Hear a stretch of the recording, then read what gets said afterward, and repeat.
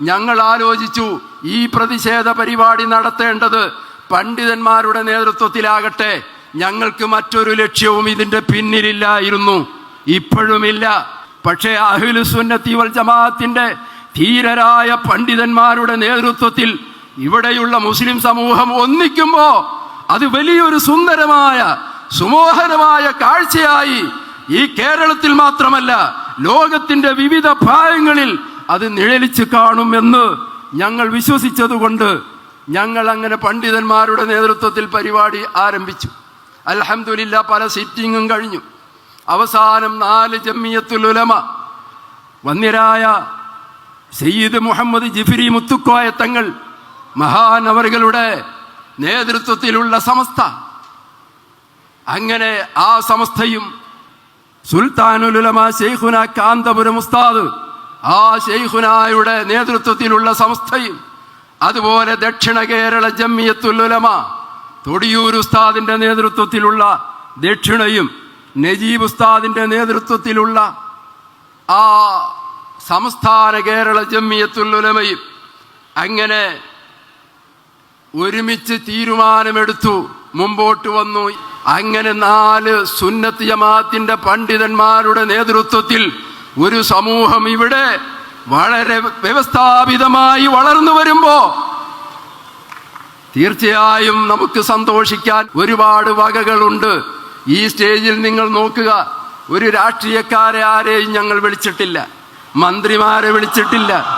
അങ്ങനെ അവരുടെ സാന്നിധ്യത്തിലെ സമ്മേളനം വിജയിക്കൂ എന്ന് ഞങ്ങൾക്ക് ഒരു ധാരണയുമില്ല. തീർച്ചയായും ഞങ്ങൾ വിശ്വസിക്കുന്നത് ഈ പണ്ഡിതന്മാരുടെ കീഴിലായി ഇവിടുത്തെ സമൂഹം നിലനിൽക്കുമെന്ന് തന്നെയാണ്. അതുകൊണ്ടാണ് പണ്ഡിതന്മാരെ മാത്രം ഞങ്ങൾ അണിനിരത്തിയത്.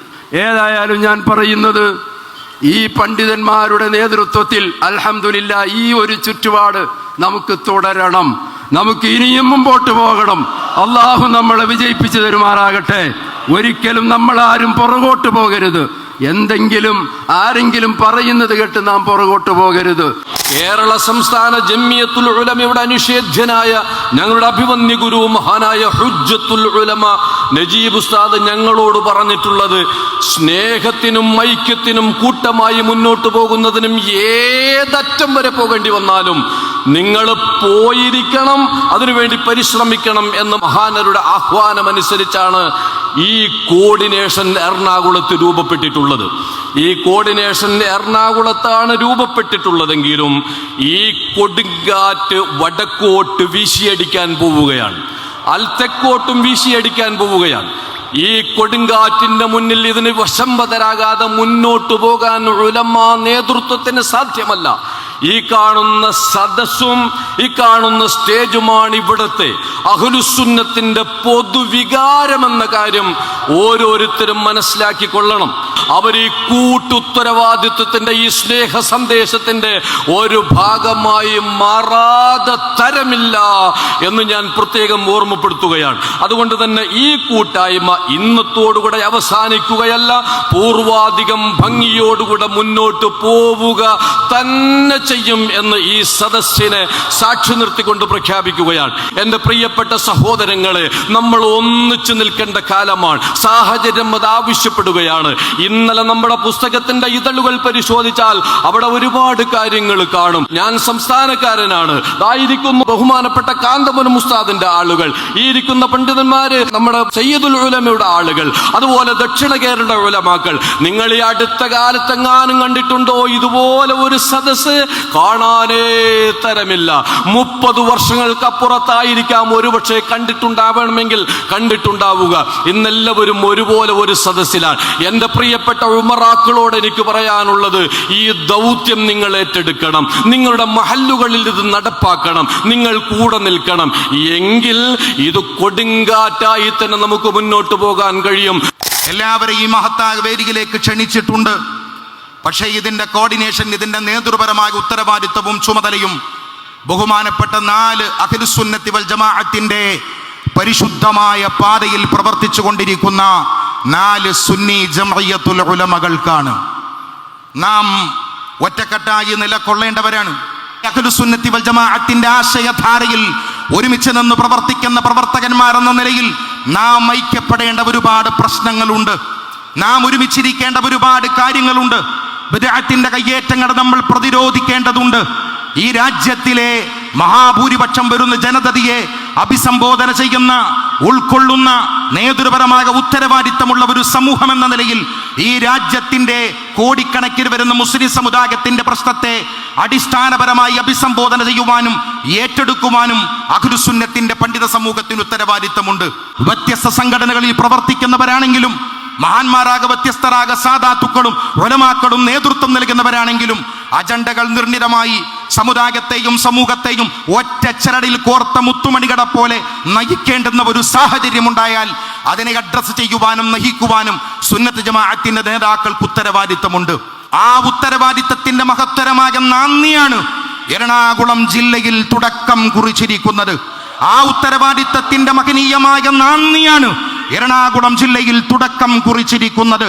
ആ ഉത്തരവാദിത്തത്തിന്റെ അതിമഹത്തരമായ സമുന്നതമായ നന്ദിയാണ് പവിത്രരായ സാദാത്തുക്കളുടെ ഉലമാക്കളുടെ നേതൃത്വത്തിൽ, മഹല്ല് ജമാഅത്തിന്റെ ഭാരവാഹികളുടെ നേതൃത്വത്തിൽ വളരെ സക്രിയമായി സംഘടനാ രംഗത്ത് പ്രവർത്തിക്കുന്ന പ്രവർത്തകന്മാരുടെ സാന്നിധ്യത്തിൽ നാം ക്ഷണിച്ചതിനേക്കാളേറെ ആളുകൾ ഇവിടെ സംഗമിക്കുമ്പോൾ ആ മഹത്തരമായ പ്രവർത്തനം അതതിന്റെ പൂർണ്ണമായ അന്വർത്ഥതയിലേക്ക് പ്രവേശിച്ചു എന്ന് ഈ സദസ്സ് തന്നെ സ്വയം അടയാളപ്പെടുത്തുകയാണ്. ഭരണഘടനാ സംരക്ഷണം, വഖഫ് സംരക്ഷണം എന്ന മുദ്രാവാക്യത്തിൽ സംഘടിപ്പിച്ചിരിക്കുന്ന ഈ സദസ്സിന് ബഹുമാനപ്പെട്ട ദക്ഷിണ കേരള ജംഇയ്യത്തുൽ ഉലമയുടെയും എല്ലാ ഭാഗധേയവും പ്രതിനിധീകരണവും എന്റെ ബഹുമാനപ്പെട്ട നേതാക്കളാകുന്ന ധാരാളം ഉസ്താദുമാർ, ജംഇയ്യത്തുൽ ഉലമയുടെ നൂറുകണക്കിന് മഹല്ലുകളിൽ നിന്നും പ്രവർത്തകരുടെ സാന്നിധ്യത്തിൽ ഈ സദസ്സിനുള്ള എല്ലാ ഭാഗധേയവും പ്രഖ്യാപനം ചെയ്തുകൊണ്ട്, ഇത് ചില്ലറ കാര്യമല്ല, ദീനിൻ്റെ കാര്യമാണ്. നമ്മൾ ദീനിൻ്റെ ആൾക്കാരാണ്. ഈ സമ്മേളനത്തിന് എനിക്ക് 2 സന്തോഷങ്ങളാണ് ഉള്ളത്. നിങ്ങൾക്കും അത് തന്നെ ആയിരിക്കും. 2-നേക്കാൾ കൂടുതൽ ഉണ്ടെങ്കിൽ നിങ്ങൾക്ക് പറയാം. എന്നെ സംബന്ധിച്ചിടത്തോളം 2 സന്തോഷം എന്ന് പറഞ്ഞാൽ, ഒന്നാമത് സുന്നികളുടെ ഐക്യം. സുന്നികൾ ഐക്യപ്പെടണം, അല്ലാത്തവരും ഐക്യപ്പെടണം. ഇവിടുത്തെ വിവിധ മതക്കാരാണ് ഈ രാജ്യത്ത്, അവരൊക്കെ ഐക്യപ്പെടണം. എങ്കിലും സുന്നികൾ വെറുതെ ഭിന്നിച്ച് നിൽക്കരുത്. അവർ ഐക്യപ്പെടേണ്ട കാലം കുറേ അതിക്രമിച്ചിരിക്കുന്നു. അതിൻ്റെ ഒരു ഭാഗമായിട്ട് നമുക്കിതിനെ കാണാം ഇൻഷാ അല്ലാഹ്. അല്ലാഹു തആല തൗഫീഖ് ചെയ്യുമാറാവട്ടെ. ഇങ്ങനെ 4 കൂട്ടർ കൂടുന്നതിന് ഏറ്റവും കണ്ണിക്കടി ഉണ്ടായത് ഇവിടുത്തെ ബിദ്അഈ പ്രസ്ഥാനക്കാർക്കാണ്. വഹാബികൾ, മൗദൂദികളൊക്കെ ഇതിന് വേണ്ടി കുറേ കുതന്ത്രങ്ങൾ പണിഞ്ഞിട്ടുണ്ട് എന്ന് നമുക്ക് മനസ്സിലാക്കാൻ സാധിക്കും. അതുകൊണ്ട് തന്നെ നമുക്ക് ഒന്നുകൂടെ ഐക്യപ്പെടണം തോന്നാണ്. ഒന്നിക്കേണ്ടവരാണ് നമ്മൾ. ഒന്നിക്കണം, നമ്മൾ ഭിന്നിക്കാൻ പാടില്ല. ആദർശപരമായ മേഖലയിൽ നമുക്ക് വലിയ ഭിന്നിപ്പൊന്നുമില്ല. സംഘടനാ തലത്തിൽ എന്തൊക്കെ ഉണ്ടായി എന്നല്ലാതെ പൊറുക്കാൻ കഴിയുന്നത് മാത്രമാണത്. അതൊക്കെ പുറത്തുകൊണ്ട് നമുക്കെന്താക്കണം, മുന്നോട്ട് പോകണം. അങ്ങനെ ദീനിനെ പൊളിക്കുന്ന 2 കൂട്ടരാണ്, 2 വിഭാഗമാണ്. 2 വിഭാഗം അവരാണ് നമ്മളെ ഐക്യത്തെ എതിർക്കുന്ന ആൾക്കാർ. ആ ഐക്യത്തെ എതിർക്കുന്ന ആൾക്കാരാണെന്ന ബോധത്തോടു കൂടെ നമുക്ക് ഒറ്റക്കെട്ടായിക്കൊണ്ട് മുന്നേറണം. ഇൻഷാ അല്ലാഹ് തൗഫീഖ് ചെയ്യട്ടെ. നമ്മൾ അതിനു വേണ്ടി ശ്രമിക്കണം. നമ്മുടെ നേതാക്കളൊക്കെ ആ ഭാഗത്ത് തന്നെയാണ്. എല്ലാവരും ആ ഭാഗത്ത് തന്നെയാണ്. എല്ലാ വിഭാഗത്തിൻ്റെ നേതാക്കളും ആ ഭാഗത്ത് തന്നെയാണ്. ഇൻഷാ അല്ലാഹ് അതിൻ്റെ നേതാക്കളൊന്ന് കൂടിയിരുന്നിട്ട് ഒന്ന് പ്രഖ്യാപിക്കേണ്ട ഒരു താമസമേ ഉള്ളൂ. നമ്മളെ മനസ്സുകളൊക്കെ അങ്ങനെയാണ്. എന്തിനാണ് നമ്മൾ വെറുതെ തല്ലുകൂടുന്നത്? വെറുതെ തല്ലുകൂടുന്നത് എന്താ? എന്തെങ്കിലും പ്രശ്നം ഉണ്ടെങ്കിൽ നമുക്ക് പരിഹരിച്ചൂടെ? അതിന് വേറെ രാഷ്ട്രീയക്കാരൊന്നും കൂട്ടേണ്ട ആവശ്യമില്ല. നമ്മുടെ എന്തെങ്കിലും പ്രശ്നം ഉണ്ടെങ്കിൽ നമുക്ക് തന്നെ ഇരുന്നിട്ട് പരിഹരിക്കാവുന്നതാണ്. നമ്മുടെ മുമ്പിൽ ഖുർആനും ഹദീസും ഒക്കെ അല്ലേ? ഖുർആൻ പറഞ്ഞിട്ടില്ല എന്തെങ്കിലും അഭിപ്രായ വ്യത്യാസം ഉണ്ടെങ്കിൽ എങ്ങോട്ട് മടങ്ങാനാ പറഞ്ഞത്? അല്ലാഹുവിലേക്കും റസൂലിലേക്കും മടങ്ങാനാ പറഞ്ഞത്. ഇൻ തനാസഅതും ഫീ അംരിൻ ഫറുദ്ദൂഹു ഇലല്ലാഹ്. എന്തെങ്കിലും അഭിപ്രായ വ്യത്യാസം ഉണ്ടെങ്കിൽ അള്ളാഹുലേക്കും റസൂലിലേക്കും മടങ്ങാന്ന് പറഞ്ഞാൽ ഖുർആനിലേക്കും ഹദീസിലേക്കും മടങ്ങാന്നർത്ഥം. ഖുർആനും ഹദീസുള്ള നമ്മളെന്തിനാ വേറെ രാഷ്ട്രീയക്കാരെ പിന്നാലെ പോണത്? അതിൻ്റെ ആവശ്യമില്ലല്ലോ. ഇൻഷാ അല്ലാഹ് അല്ലാഹു തആല നമുക്ക് ആ നല്ല ബുദ്ധി എല്ലാവർക്കും തരട്ടെ.